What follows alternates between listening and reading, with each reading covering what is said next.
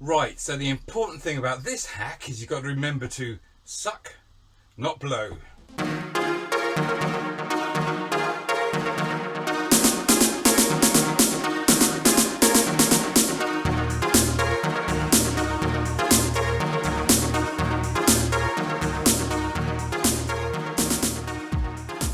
So on this channel what we don't do is hacks about storage, particular storage things you can buy, like special baskets or hanging things or hooks. There's loads of channels out there that will do that sort of thing, so I kind of stay clear of it. If I'm doing a storage hack, it's more along the lines of, well, what can you modification or tweak can you do to the bit of kit that you need to store to make it easier to store in a confined space? Or can I do a hack on this bit of kit so it can be used for more than one thing, so I don't have to buy a second bit of kit for that other thing?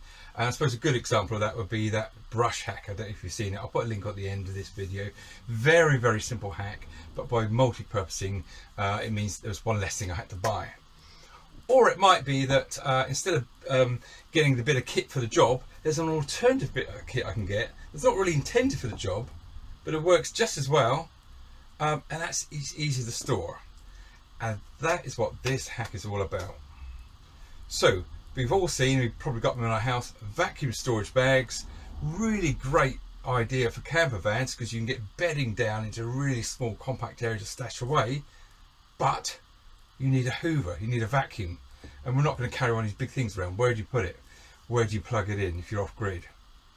Now you can get 12-volt vacuum cleaners. They're still quite chunky though, and I don't know if they do the job. And then I just don't need one because I've got a laminate floor. I just use a dustpan and brush and a broom. That's all I need. So why would I buy a bit of kit just for that? Okay, it's too big. I need something smaller. Now, this frustration can have a happy ending with something that will fit nicely in the palm of your hand. As long as you remember, suck, don't blow.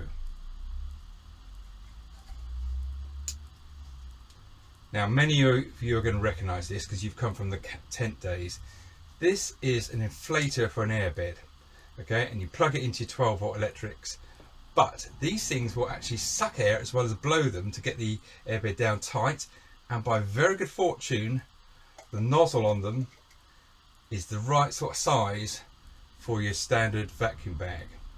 And so with this tiny little thing, which is easy to store, I can use vacuum bags in my camper van. Let's have a look.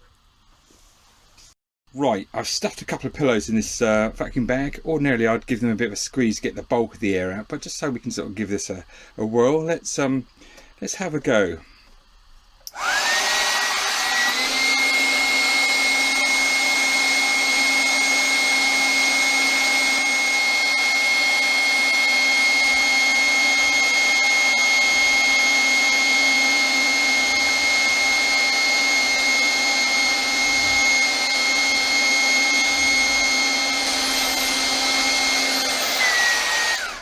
Well, there you go. That was a minute, and look at that. Pretty good. Okay, you'd probably be quicker if you had a proper hoover, but this is a camper van.